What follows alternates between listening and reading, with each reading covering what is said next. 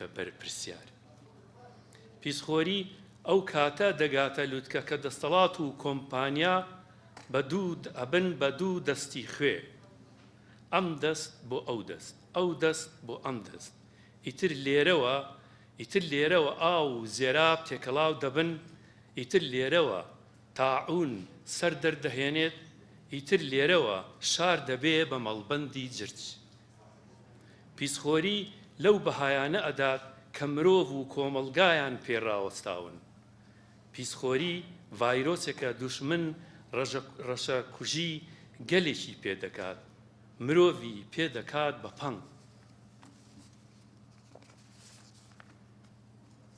وەزارەتی دەرەوەی بەریتانیا 300 ساڵ لەمەوبەر ساڵی 1710 چەکی پیسخۆری دژی گەلانی موسڵمان بەکارهێناوە.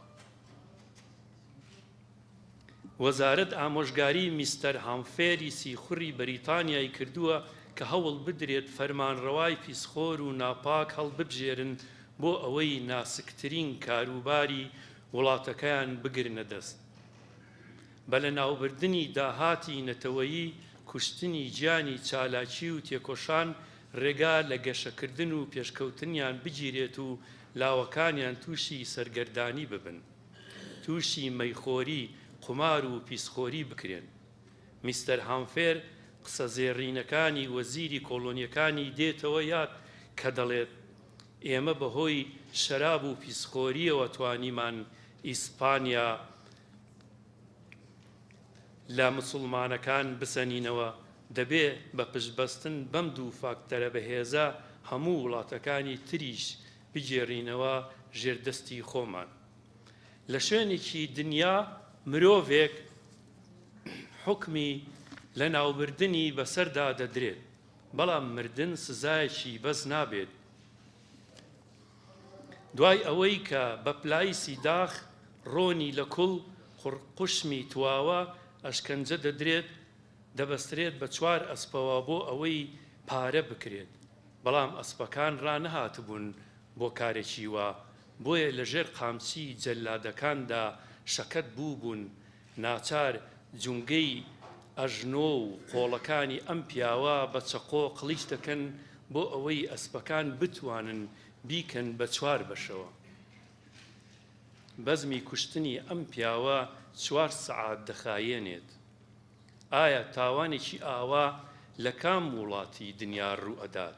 سۆماڵ، عێراق، لیبیا، ئەفغانستان یان کۆریای باکوور؟ وەڵام ئەم تاوانانە وڵاتیان بۆ نییە. لە هەر وڵاتێکی دنیادا موراڵ وەکو بینایەک هەرەس بهێنێت، ئیتر جەهل و وەحشەتگەری حکم دەکات. گرنگ نییە ساڵی 600 یان ساڵی 2015 ئێستای عێراق و سووریا بەدەست وەحشەتگەریەوە. لە ڕاستیدا ئەو پیاوە ناوی ریچارد دامینس بوو. ڕۆژی 2/3/1757 لە پاریس بەو دەردە دەبرێت. ڤۆڵتێری فەیلسوف لەوێ دەبێت کاتێک دەبینێت ئافرەتانی تەختی پاشایی دەگرین بۆ ئەسپەکان کە لە ژێر قامچی جەلادەکاندا دەحیلێنن. ئەمە فەڕەنسای 258 ساڵ لەمەوبەر.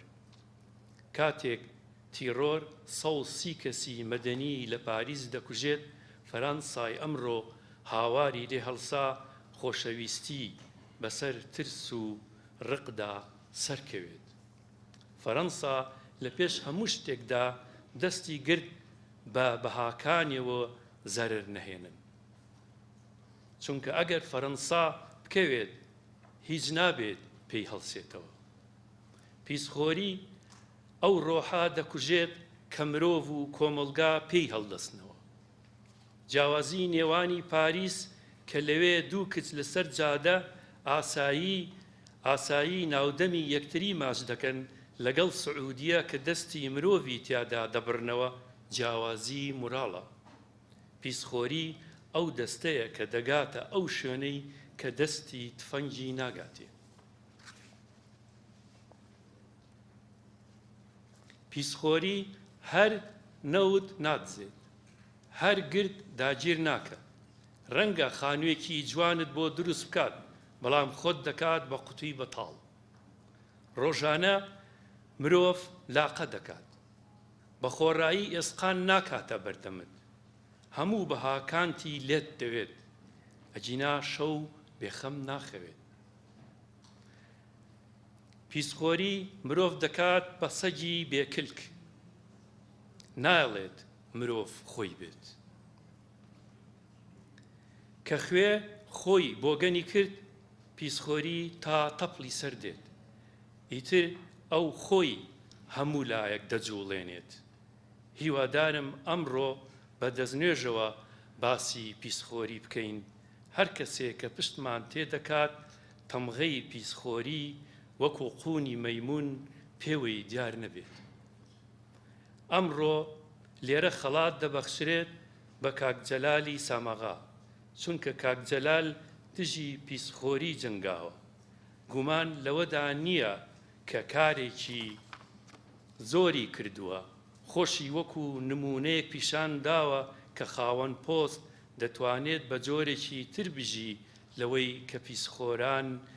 کە پیسخۆران بۆ خۆیان داناوە ئەمڕۆ کە پیسخۆری بووە بە فاکتوم گرنگ ئەوەیە کە نمونەی دەستپاچی بدۆزینەوە ئەجینا دنیایەکی ئاساییمان لەبیر دەچێتەوە لە دەشتێکی ئەفریقادا کاتێک کەمتیارەکان پارێز دەبەنە بەر ئاسکەکان باڵندەیەک بەسەر دارێکەوە تا هێزی تایە دەقیڕێنێت کەمتیارەکان ئاشکرا دەکات و ئاسکەکان هەڵدێن هەرچەندە کە خەباتەکەی کاک جەلال بەری لە پیسخۆری نەگرت بێت بەڵام هاوارێکە کە ئێستا هاوارێکی تریشی لێ هەڵدەبێت دوو هاوار ڕەنگە ویژدانێک لە خەو هەڵبسێنن ئەبێ ستراتیجێک هەبێ بۆ چارەسەری یەک پێویستە کۆمپانیا و دەسەڵات لە یەکتری جا بکرێنەوە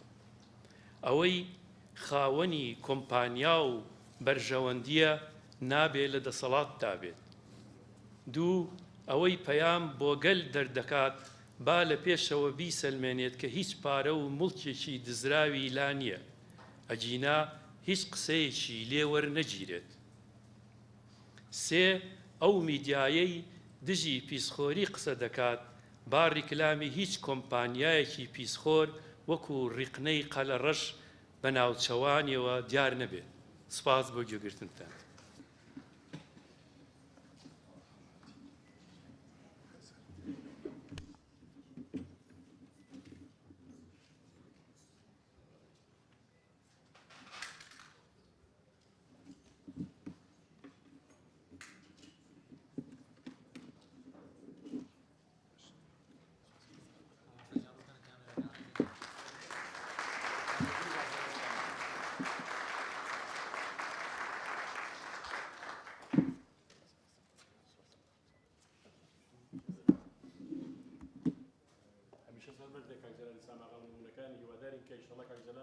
ببێتە سمبولێک بە دوای ئەودا پرۆژەیەکی محرەکردنی گەندەڵی بێتە کاراوە